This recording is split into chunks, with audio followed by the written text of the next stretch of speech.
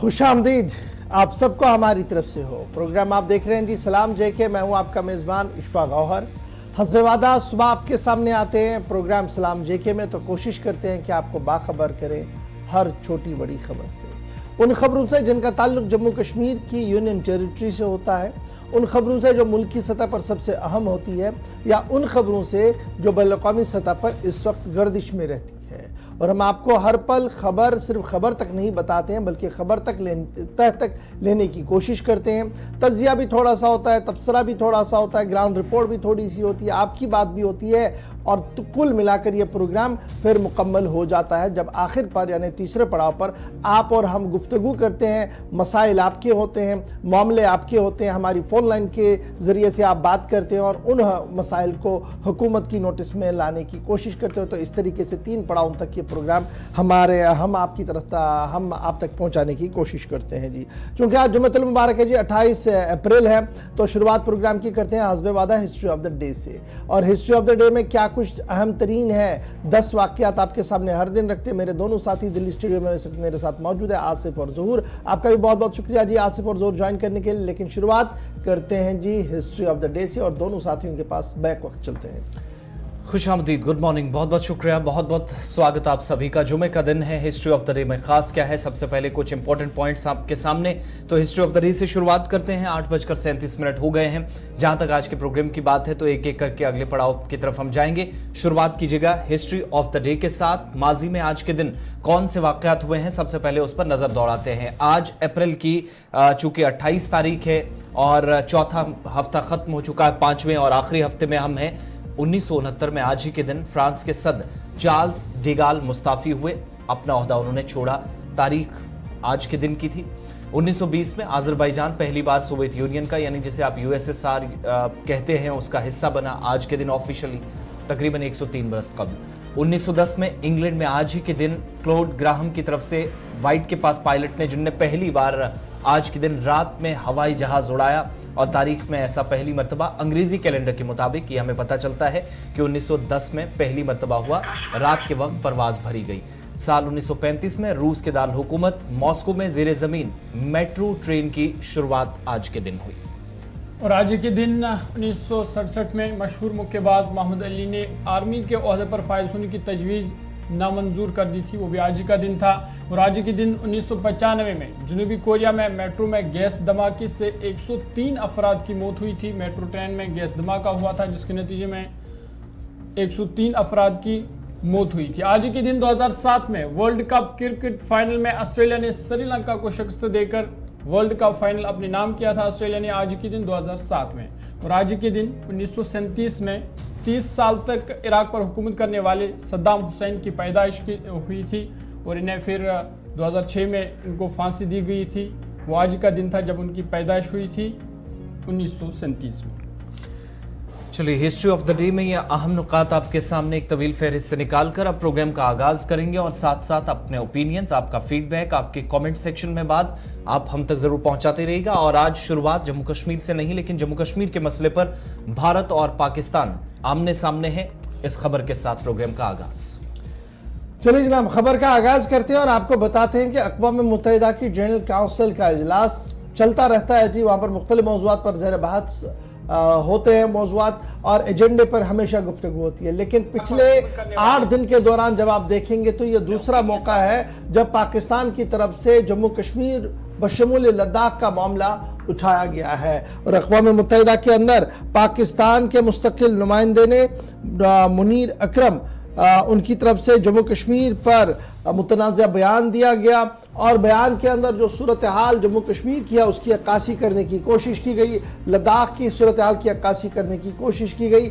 और जब ये सारा मामला हुआ तो उसके फ़ौरन बाद भारत के जो मुस्तकिल नुमाइंदे वहाँ पर है पी माथुर, उनकी तरफ से ज़बरदस्त रिमार्क दिया गया, और ये कहा गया कि जिस तरीके से अक़वाम मुत्तहिदा के वक्त को ज़ाया किया जा रहा है, एजेंडा के बाहर होकर बात की जा रही है। ताहम भारत एक बार फिर इस बैनुल-अक़वामी फोरम पर इस बात की वजाहत करना चाहता है कि जम्मू कश्मीर एक अभिन्न हिस्सा है। जम्मू कश्मीर भारत का एक वो हिस्सा है जो नाकाबिल तनसीख है, और लद्दाख और जम्मू कश्मीर की लोग इंटरनल इश्यूज़ में हम उनके साथ गुफ्तगू कर रहे हैं और बैनुल-अक़वामी सतह पर किसी की मुदाखलत की वहाँ पर इजाज़त नहीं दी जाएगी। ये जनाब भारत की तरफ से साफ कर दिया गया कि अटूट अंग है, मुज़ाकरात जारी हैं और इंटरनल मैटर है, कानूनी तरमीमें की गई हैं, इसमें कोई शक नहीं है। लेकिन वहाँ की आवाम ने इन कानूनी तरमीमों को तस्लीम किया है। भारत की तरफ से अक़वाम मुत्तहिदा की जनरल असम्बली के दौरान इस बात को कहा गया है। जी, जब ये इजलास चल रहा था तो मैंने पहले ही कहा कि 8 दिन के दौरान ये पाकिस्तान की दूसरी बड़ी कोशिश है कि जम्मू कश्मीर के मामले पर गुफ्तगू हो।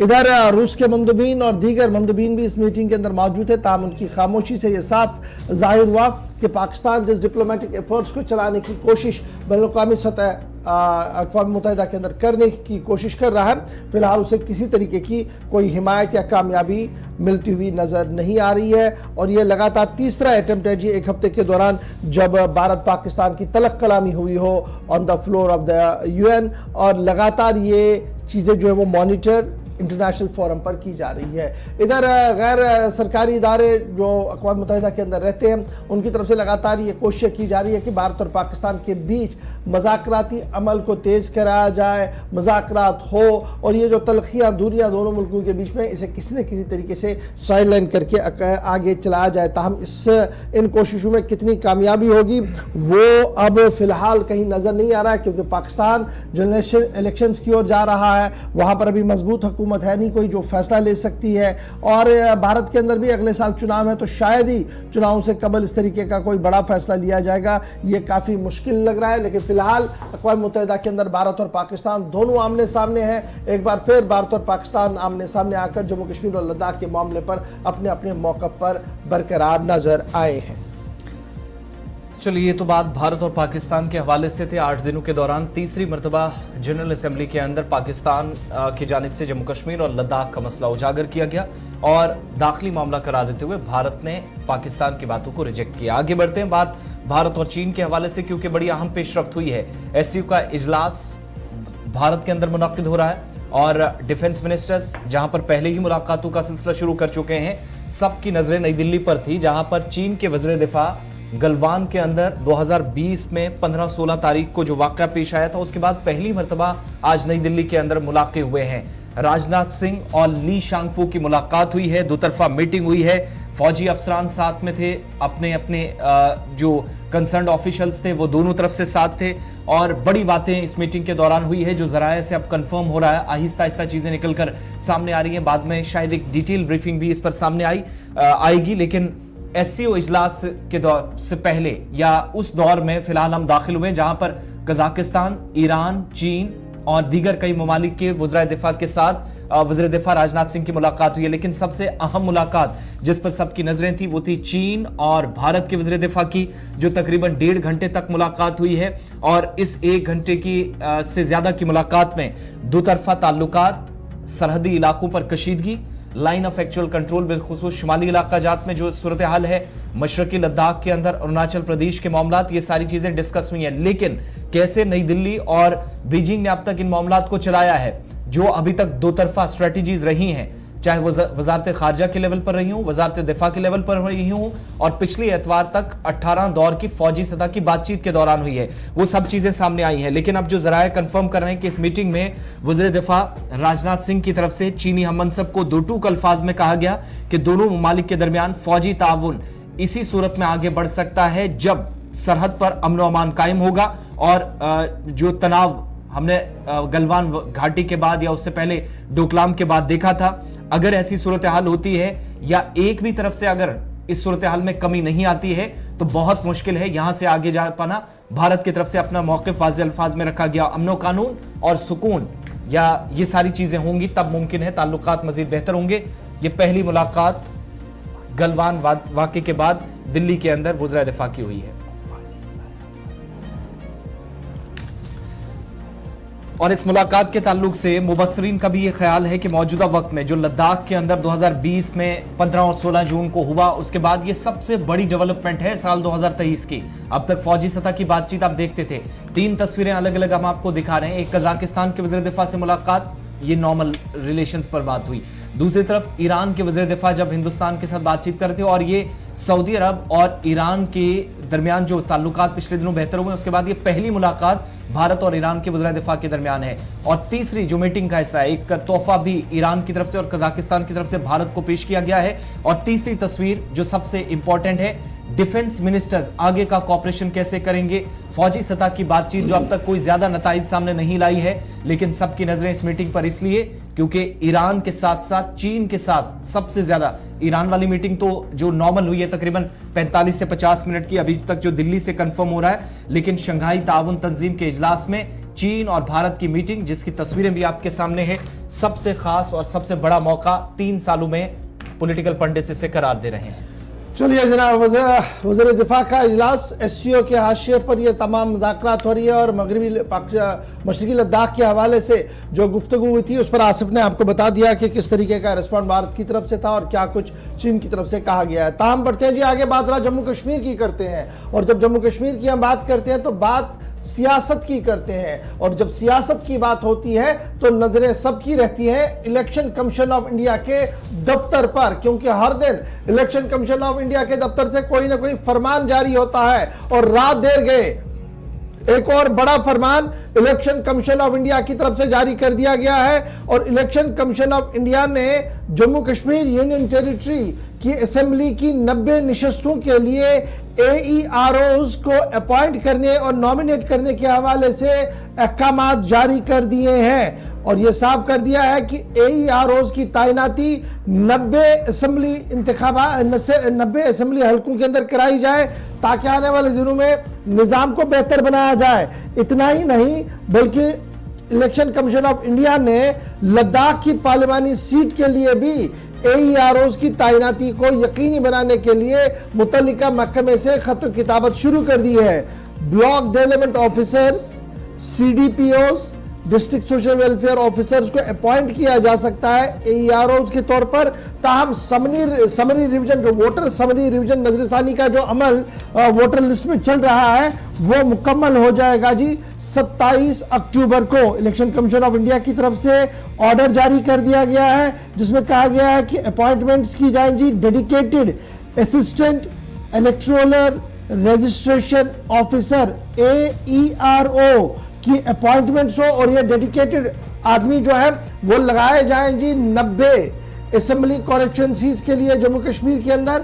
और फिल वक्त जब तक ये लगते हैं तब तक स्पेशल समरी रिवीजन जो है वो भी चल रहा है, और हतमी शेड्यूल जो है वो मई 27 को सामने रखने की बात कही जा रही है। Block development officer, child development project officers, deputy registrars, assistant regional transport officers, anti encroachment officer, assistant director, district panchayat officer, district social welfare officer, district mining officer और इस तरीके के जुमरे के अफसरों को डेजिग्नेट करेगी जम्मू कश्मीर इंतजामिया, ताकि वो AEROs के तौर पर 90 असेंबली हलकों के अंदर काम कर सके।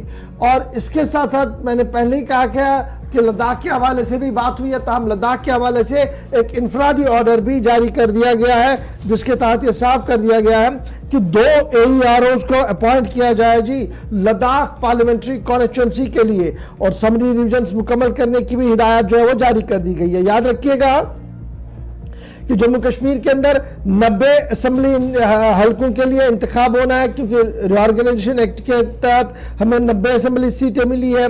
और जब ये 2 बाइफर्केशन आप देखेंगे जम्मू और कश्मीर, तो उसमें आपको ये पता लगेगा कि किस तरीके की सूरत हाल जो है वो बनी हुई है 370 और 35 के इख्तिताम के बाद। जम्मू कश्मीर असेंबली के अंदर कुल मिलाकर याद रखिएगा 90 नहीं बल्कि 114 सीटें हैं। इंतखाब सिर्फ जो होना है वो 90 असेंबली पर सीटों पर होना है। कुल तादाद जम्मू कश्मीर असेंबली की जो रिऑर्गेनाइजेशन के बाद बनी वो 114 सीटें बनी। इलेक्शन सिर्फ और सिर्फ 90 हल्के इंतखाब में कराया जाएगा। 47 उसमें कश्मीर सूबे के अंदर है, 43 जो है वो जम्मू सूबे के अंदर है। ये नई हदबंदी के बाद की मैं बात कर रहा हूं, और 24 सीटें जो है वो रिजर्व कर दी गई है POJK के लिए। POJK के जो लोग वहां पर हैं उनके लिए इसको रिजर्व कर दिया गया है। इस बीच कश्मीरी पंडित और खवातीन की नॉमिनेशन का अमल भी पौंडीचेरी तर्ज पर जम्मू कश्मीर के अंदर कराया जाएगा, इस तरीके की बात जो है वो पहले ही साफ कर दी गई है। ताहम चुनाव होंगे असेंबली के नहीं होंगे, लेकिन तैयारियों में इलेक्शन कमीशन ऑफ इंडिया जुट चुका है और AEROs की तैनाती के हवाले से रात देर गए ऑर्डर जारी कर दिया गया है और हुकूमत की तरफ से साफ कर दिया गया है कि AEROs की तैनाती आने वाले चंद दिनों के अंदर अंदर मुकम्मल तौर पर कराई जाएगी जम्मू कश्मीर के अंदर।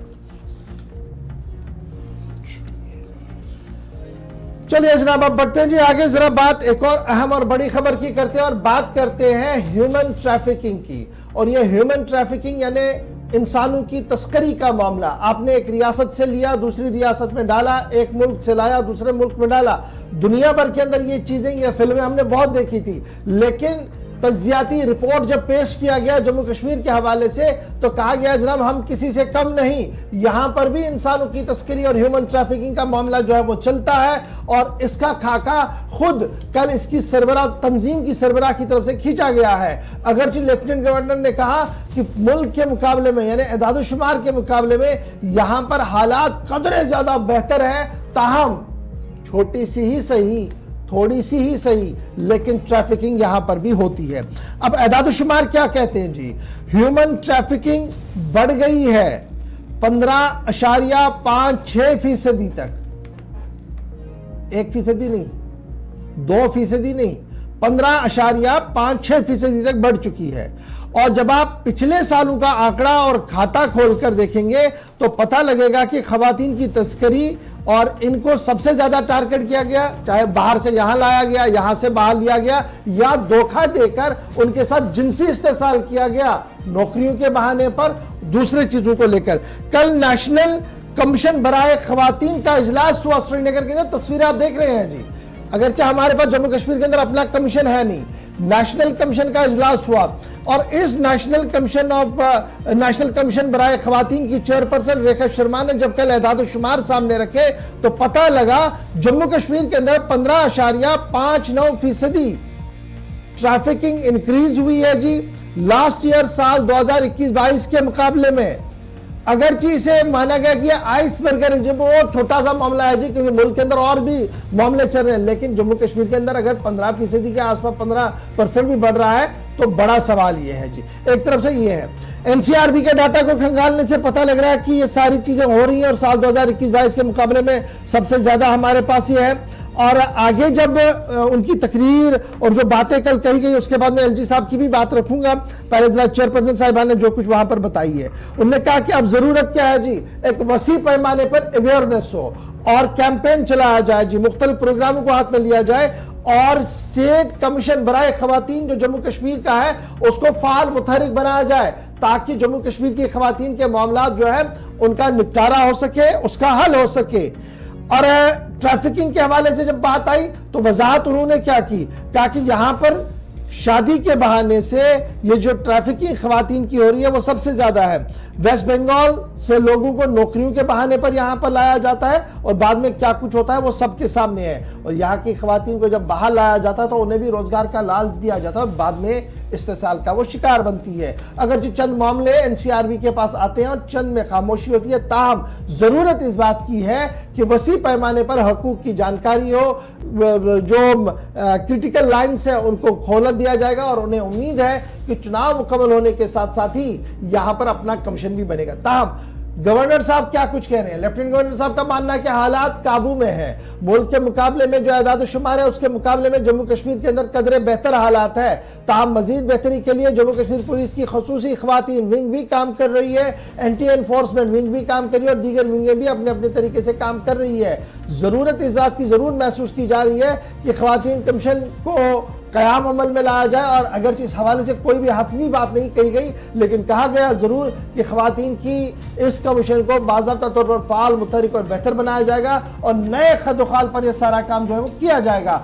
इंतजार कीजिएगा सिर्फ चंद दिनों का। अब यह इंतजार चंद दिनों का 2019 में शुरू हो गया था, 2023 तक आ गए। सिर्फ खवातीन कमीशन की बात नहीं है, हमारे पास नेशनल ह्यूमन राइट्स कमीशन नहीं है, और भी बहुत सारे कमीशन डिफंग है, लेकिन ये वो कमीशन था जहां पर हजारों की तादाद में केसेस पड़े थे, बंद हो गया। बाद में क्या हुआ उन केसेस का किसी को भी नहीं पता। अब बढ़ते हैं जी आगे, आसिफ आपको बताएंगे कि इलेक्ट्रिसिटी रेगुलेटरी एक्ट को लेकर अदालत उज़्मा किस तरीके से बेहतर तरीके से सामने आया है और क्यों उन्होंने इतनी बड़ी बात की है। श्रीनगर भी चलेंगे, हिलाल हमारे साथ ज्वाइन करेंगे इस मामले पर। बिल्कुल, बात जरा उन लोगों की भी करना जरूरी है जो बिजली की वजह से नुकसान भी उठाते हैं, यानी बेशतर वो लोग आपको नजर आते हैं या फिर कहीं इलेक्ट्रिशियन का या फिर बिजली के करंट का शिकार होते हैं। इनमें ज्यादातर वो लोग भी हैं जो बिजली के खुद आर्जी मुलाजमीन हैं और एक बड़ी तादाद जम्मू कश्मीर के अंदर दोनों प्रोविंसेस में माजी करीब में ऐसे आदाद शुमार हमारे पास अवेलेबल हैं जो बताते हैं कि आज के वक्त में भी नुकसान जिनने ज्यादा उठाया, अपाहिज हुए या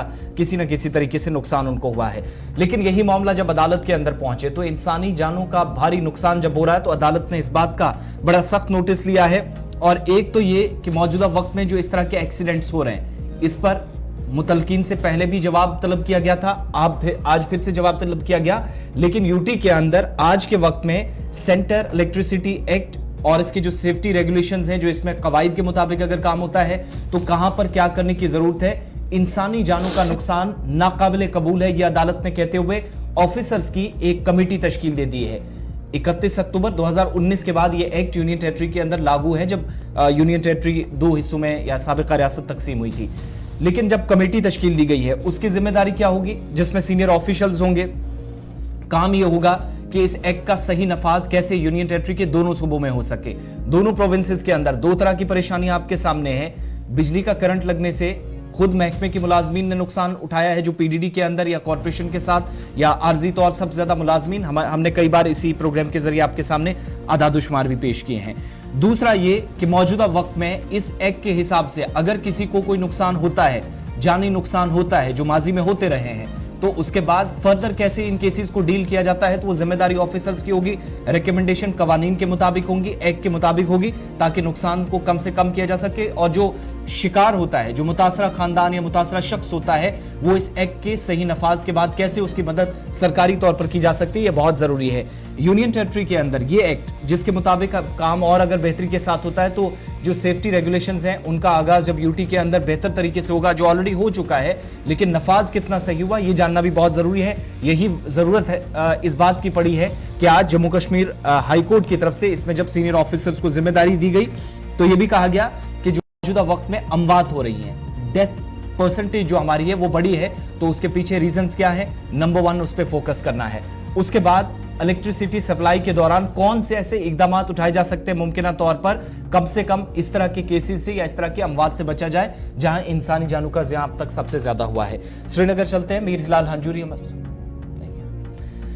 चलिए, जैसे हिलाल जब तक ज्वाइन करते हैं तो आपको बताएं कि यूनियन टेरिटरी के अंदर इलेक्ट्रिसिटी एक्ट 2003 या सेंट्रल इलेक्ट्रिसिटी अथॉरिटी इस एक्ट के मुताबिक या इन कवानीन और कवायद के मुताबिक यूटी के अंदर मुस्तकबिल में इकदाम क्या होंगे महकमा पीडीडी की या कंसर्न अथॉरिटीज के, एक उस बात पर फोकस रहेगा और ये कमेटी भी बहुत हद तक क्लियर करेगी। आने वाले दिनों में आप देखेंगे जब रिपोर्ट इसमें लाई जाएगी। दूसरा वो कॉपी जो जजमेंट की कॉपी हाई कोर्ट की तरफ से कल रजिस्ट्रार जुडिशियल को कहा गया कि कमिश्नर सेक्रेटरी या सेक्रेटरी पावर डेवलपमेंट डिपार्टमेंट जो जम्मू कश्मीर सरकार के हैं, इसके अलावा chief engineer power development department Jammu, chief engineer power development department Kashmir, chief engineer power development department union territory Ladakh और जो डिस्ट्रिक्ट मजिस्ट्रेट हैं तमाम यूनियन टेरिटरी के, चाहे वो 20 के 20 अजला हों जम्मू कश्मीर के या लद्दाख के दोनों अजला के, उनको इस एक्ट के सही नफाज और मुस्तकबिल की जो हिकमत अमली तरतीब देनी है, ये जो जजमेंट की कॉपी है ये फौरी तौर पर उन तक पहुंचाने के लिए भी डायरेक्शंस का लिए अदालत की तरफ से दे दी गई है। दो तरह का आसान लफ्जों में आप अगर मकसद समझेंगे तो इस एक्ट के सही नफाज के बाद क्या वो खतरात या वो इकदाम उठाए जा सकते हैं कि उन खतरात से बचा जा सके कि जो इंसानी जानों का ज़या बिजली के करंट लगने से होता है या बिजली की वजह से नुकसान होता है। और दूसरा, अगर कोई नुकसान उठाता है तो उसके फर्दर प्रोसेस क्या है। बहुत सारे लोग आज भी आपने देखे होंगे कि जो अपाहिज हो चुके हैं, इनमें ज्यादातर लोग खुद डिपार्टमेंट के काम करने वाले, कई बार आपको बताया, लेकिन सबसे बड़ा मसला यह है कि ना उनके खानदान का कोई देखने वाला, ना उनके आगे कोई देख रेख, और दर्जनों लोग आपको अपाहिज यूनियन टेरिटरी के दोनों सूबों में मिलेंगे जो इस तरह के हालात से गुजरे हैं। लेकिन आज कोर्ट ने नोटिस लिया है, कमेटी तश्कील दे दिया और यह साफ कर दिया कि central electricity act safety regulations का कयाम अमल में लाया जाएगा और बाज़ाब्ता तौर पर निगरानी होगी और जो लोग भी इस तरीके से काम करते हुए जुलस जाएंगे, मारे जाएंगे, जख्मी होंगे, उनको माकूल और मुनासिब इमदाद भी फराहम की जाएगी और जो इस एक्ट के तहत चीज़ें उन्हें चाहिए उन्हें भी फराहम किया जाएगा। 2019 में पहले एक्ट नाफिज हो गया था, लेकिन नाफिज यहाँ बड़ी चीज़ें होती हैं लेकिन इम्प्लीमेंटेशन कितनी होती है वो कम होती है। और यही वजह है कि कल जस्टिस नगराल साहब ने जब ये केस सुना और मेरिट पर फैसला भी सुनाया और कमेटी को भी तश्कील दे दिया। छोटा सा ब्रेक होगा जी, यहाँ पर ब्रेक के उस पार आएंगे तो मीटिंग्स का सिलसिला चल रहा है जी। जम्मू के अंदर मीटिंग हुई है, कौन सी मीटिंग हुई है, क्यों यह मीटिंग बड़ी इंपॉर्टेंट है, उसके पस मंजर में थोड़ी सी गुफ्तगू करने की कोशिश करेंगे। फिर आपको एक खबर भी बताएंगे जो इस वक्त बड़ी अहम खबर आ रही है, पहले देनी थी अब मेरे पास डिटेल्स आ रही है तो डिटेल्स के साथ उसको भी शेयर करेंगे। एडमिनिस्ट्रेशन में रिशफल भी हुआ है और हज कमेटी ने भी एक और ऐलान किया है। क्या किया है बताएंगे आपको डिटेल के साथ, आप बने रहेंगे हमारे साथ। छोटा सा ब्रेक होगा, ब्रेक के उस बाद खबरों का सफर भी होगा, तजिया भी होगा। छोटा सा ब्रेक।